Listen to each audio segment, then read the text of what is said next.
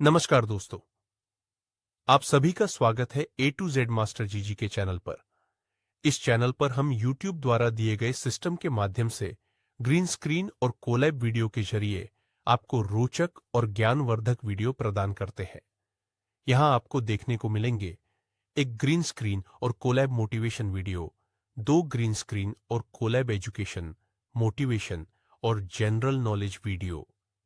यदि किसी भाई या बहन की वीडियो पर मैंने ग्रीन स्क्रीन या कोलैब वीडियो बनाई है और उन्हें इस पर कोई आपत्ति है, तो कृपया कॉपीराइट या स्ट्राइक देने से पहले हमसे संपर्क जरूर करें।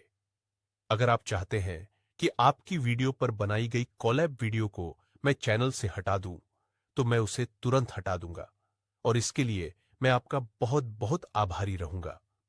इस सफर में अगर आप हमारे साथ जुड़ना चाहते हैं तो चैनल को सब्सक्राइब करें, लाइक करें और बेल आइकॉन दबाना न भूलें ताकि हमारे सभी नए वीडियो आप तक सबसे पहले पहुंचे।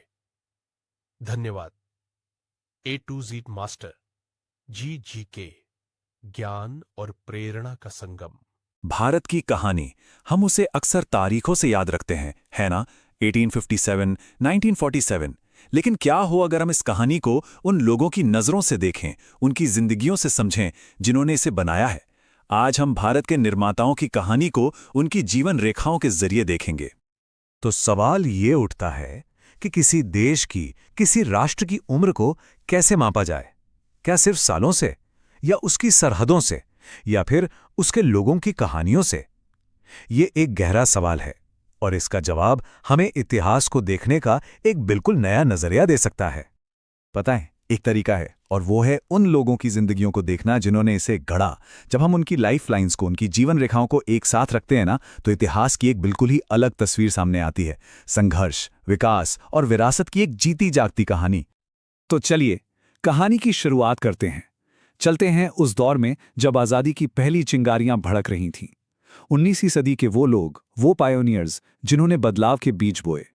अब ये देखिए, ये बड़ा दिलचस्प है। जरा इन जीवन रेखाओं को एक साथ देखिए। दादा भाई नौरोजी, मंगल पांडे और रानी लक्ष्मीबाई। सोचिए, तीनों का जन्म लगभग एक ही दशक में हुआ था। जहां पांडे और लक्ष्मीबाई का जीवन 1857 की क्रांति में कह सकते हैं समाप्त हो गया, वहीं नौरोजी वो बहुत लंबा जिए। उन्होंने उस क्रांति की यादों को अगली पीढ़ी तक पहुंचाया। रास्ते बिल्कुल अलग थे, पर मंजिल तो एक ही थी।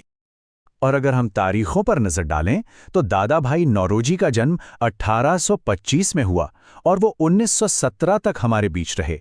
वहीं दूसरी तरफ मंगल पांडे और रानी लक्ष्मीबाई का जीवन भले ही छोटा था, पर उसका असर बहुत गहरा था। 1857 और 1858 में ही उनका जीवन समाप्त हो गया। और कहानी यही खत्म नहीं होती।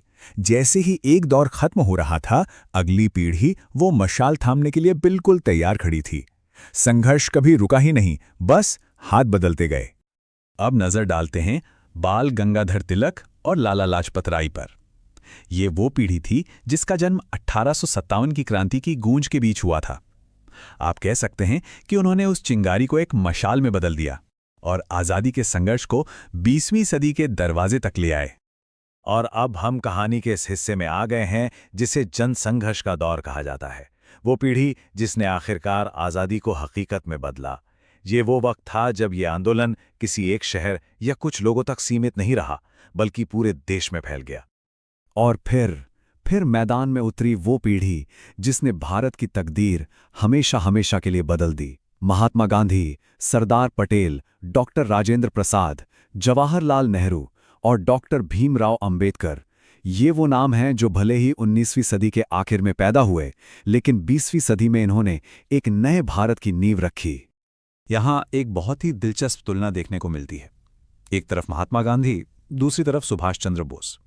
दोनों का जीवन काल लगभग एक ही था, पर रास्ते बिल्कुल जुदा। एक ने अहिंसा का मार्ग चुना तो दूसरे ने क्रांति का। तरीके अलग थे, पर मंजिल एक ही थी, आज़ाद भारत। लेकिन देखिए, एक तरफ जहां ये राजनीतिक आंदोलन चल रहा था, वहीं दूसरी तरफ एक और आग जल रही थी, क्रांति की आग। ये कहानी है उन नौजवानों की जिन्होंने हंसते हंसते बलिदान का रास्ता चुना। चंद्रशेखर आजाद, भगत सिंह नाम सुनते ही एक अलग एहसास होता है ना। इन दोनों का जीवन बहुत ही छोटा था। सोचिए, दोनों ने 25 साल की उम्र भी पूरी नहीं की थी, लेकिन उनका असर, उनका प्रभाव आज तक महसूस होता है।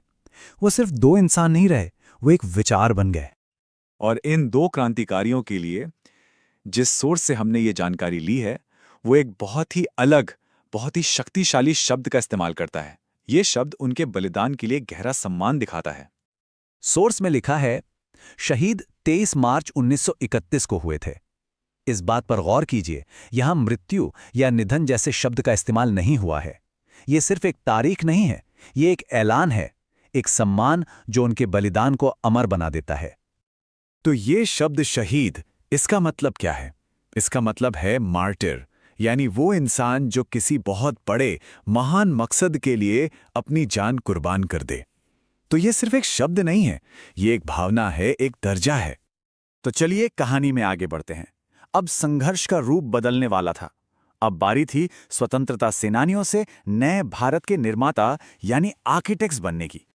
ये टाइमलाइन देखिए, इसमें 1947 की ये जो लकीर है, ये सब कुछ बदल देती है। नेहरू, पटेल, अंबेडकर जैसे नेता इस लकीर को पार करते हैं और रातों रात उनकी भूमिका बदल जाती है, एक फ्रीडम फाइटर से एक नेशन बिल्डर की। सोचिए कितनी बड़ी जिम्मेदारी होगी। यही वो लोग थे जिनके कंधों पर एक बिखरे हुए देश को समेटकर एक नया राष्ट्र बनाने की जिम्मेदारी थी। सरदार पटेल ने रियासतों को एक किया, तो डॉक्टर अंबेडकर ने हमारे संविधान की मजबूत नींव रखी। इन सब ने मिलकर आजाद भारत का पहला नक्शा खींचा। तो सवाल ये है कि ये विरासत, ये मशाल अगली पीढ़ियों तक कैसे पहुंची? अब जो कनेक्शन सामने आने वाला है, वो आपको आजादी के दौर से सीधा 21वीं सदी में ले जाएगा, और ये वाकई हैरान करने वाला है। जरा इस साल पर ध्यान दीजिए, 1931। ये वही साल है जब भगत सिंह और चंद्रशेखर आजाद शहीद हुए। देश ने अपने 2 वीर सपूत खो दिए, और ठीक इसी साल भारत के भविष्य के एक निर्माता ने जन्म लिया, डॉक्टर APJ अब्दुल कलाम। उनकी जिंदगी मतलब एक तरह से एक पुल है, एक ऐसा पुल जो क्रांति के उस दौर को 21वीं सदी के आधुनिक भारत से जोड़ता है। यह हमें दिखाता है कि कैसे एक पीढ़ी का बलिदान दूसरी पीढ़ी के सपनों को हकीकत में बदलने की जमीन तैयार करता है। तो डॉक्टर कलाम का जन्म हुआ 1931 में और उनका निधन हुआ 2015 में। उनका जीवन हमें लगभग आज के दौर तक ले आता है, और ये भारत के सफर की कंटिन्यूटी उसकी निरंतरता को दिखाता है। तो इन अलग अलग जिंदगियों के जरिए जब हम इस सफर को देखते हैं, तो एक राष्ट्र की कभी ना रुकने वाली, लगातार आगे बढ़ती हुई कहानी सामने आती है। ये हमें याद दिलाता है कि इतिहास कोई गुजरी हुई चीज नहीं है, वो आज भी जिंदा है, हमारे बीच सांस ले रहा है। और आखिर में हमारा सोर्स हमें एक बहुत ही गहरे सवाल के साथ छोड़ जाता है। वो पूछता है कि इन सभी महान सेनानियों में से जिन्होंने आजादी के लिए अपना सब कुछ कुर्बान कर दिया, वो कौन सा एक नाम है जिसे सुनकर सीना गर्व से चौड़ा हो जाता है? और इसका जवाब शायद हर किसी के दिल में अपना अपना